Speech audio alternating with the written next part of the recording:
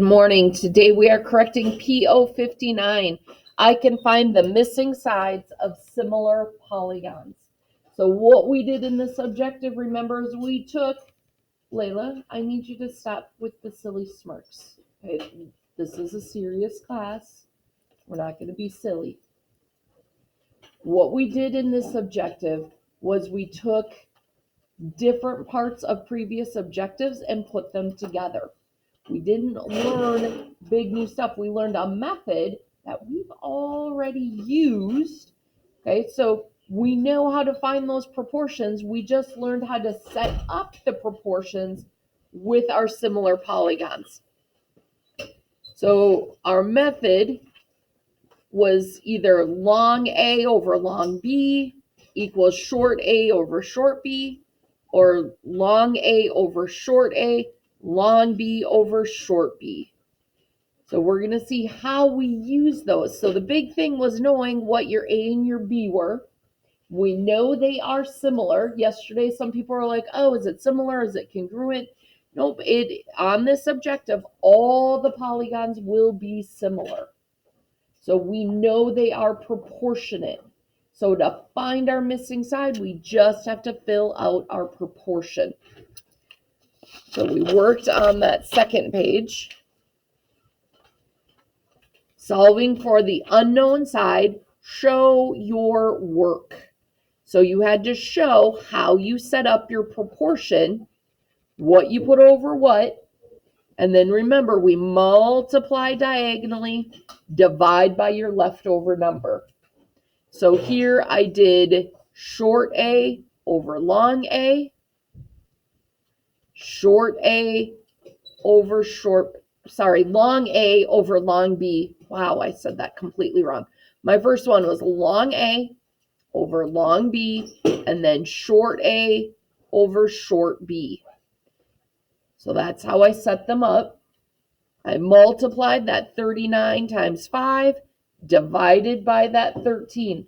So you always multiply the diagonal that you get, you divide by your leftover number, and we get 15 as our answer. I told us the way to check to see if we set up our proportion correctly was you would divide 13 by 39, 5 by 15, and setting it up the way that I did, if I divided 13 by 39, I got 0.33. If I divide 5 by 15, I got 0.33. So I know I got the same decimal. I know I set my proportion up correctly. So it's a way of double checking because it can be confusing. Did I do the right A's and B's? Did I line up my sides correctly? So the way to know it is put in your answer, divide where that fraction bar is. Are you getting the same decimal? So for my second one, I have my A and my B. I did short A over short B, long A. Wait, let me look at this. Oh, I did 15 over X. So I did short A over long A. So I had A over A. So then I had to do short B over long B. So you can do it either way. You can do the A's on top of each other, the B's on top of each other, or you can do it like this one, where you have long to long, short to short. It doesn't matter which way you do it. If I did 15 times 5, and then I divide it by that 3, I get 25. And then if I go to check, did I do it correctly? I got 0.6 for 3 divided by 5, and 15 divided by 25, I got 0.6. So I know I lined it up correctly. So it's always just knowing if I put the long A on top here, I have to put the long B on top. If I put it on the bottom, then I have to put it on the bottom. So keep it consistent. Okay. Any questions on those top two? In the middle, I did the long B.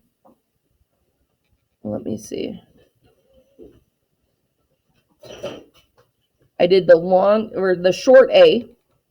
That's the 12 I used, was the short A to the short B. Then I did the long A to the long B. I multiply the diagonal. 8 times 21, I divide it by 12, and I get 14. I can divide my fractions to see if I get the right decimal, same decimal. Over here,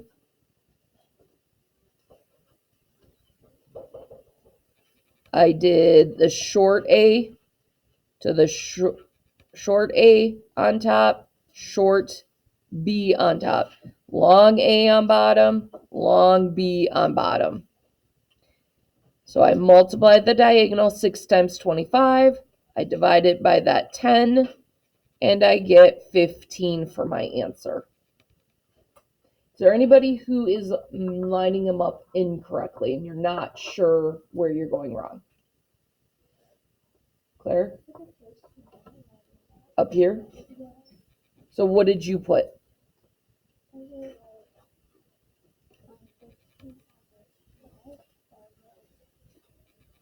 So if you did 13 over 5, that's long A over short A, then you would have to go over to the B and say long B over short B. So then you would have to put that long over the short. So you just have to keep it consistent. If I do long over short here, I have to do long over short for my other one. Anybody else not sure where they went wrong? Okay, let's look at the bottom. For this one, I've got my A and my B. I did 24, so long A over long B. And then I did short A over short B. So I have 18 times 16, and I divide by the 24. I get 12 for my answer. Here, if I've got my A and my B, I can't use this 8 because there is no corresponding side for it. So I did long A over short A, long B over short B. So I multiply diagonally. 25 times 6, I divide it by 10, and I get 15. Any questions on those two? So show me your thumbs. How are we doing lining them up?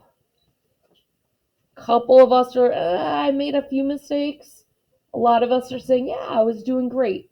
So if we're making a few mistakes, were you able to find your mistake? Do you see where you went wrong? Or I can help you figure it out where you went wrong. But you're able to figure out, because that's the whole thing. We make mistakes. That's why we do homework. But we learn from them. So I want to make sure we're learning from it so we stop making those same mistakes. Sawyer, were you able to figure it out? Because I know you didn't have it done yet, but were you able to follow along today? Madison, how are you feeling now after today's lesson? Okay. Just remember, I am after school tomorrow, so we can go over more of them tomorrow if you want some extra practice. One thing that one of our classmates did that I'm okay with is you can always go to that practice work at the back of your binder and do some of those practice works to get that extra practice. You can do that now to say, oh, I'm really not sure. I'm going to do the practice work, and I'll have Mrs. Gambino check that practice work to see if I'm doing it correctly. Oh, Mr. Schultz has to get that for me. I will email Mr. Schultz today. He was so focused on getting our binders printed out that he didn't print out the practice work yet. So I will get that for him today. So if you want to do practice work, if I don't have it by the end of the day, I'll have it for you tomorrow. Okay. All right, time for review. Show the difference between a convex and a concave polygon. You could have shown this with pictures. I did have somebody who wrote out the difference. That's fine. You're telling me you know the difference. So as long as I'm seeing that you know convex has no cave-ins, concave has a cave-in. That's the key thing, is knowing that convex, no cave-ins, all small angles on the inside. Concave, you've got big angles on the inside. Show the difference between complementary and supplementary angles. Complementary equals that 90 degrees. Supplementary equals the 180 degrees. So knowing that difference, that this is 90 degrees and this is 180 degrees. Any questions on those? Okay, if you are watching this at home and you still have questions, please make sure you come check in with me. I hope you are well and I hope you have a wonderful day.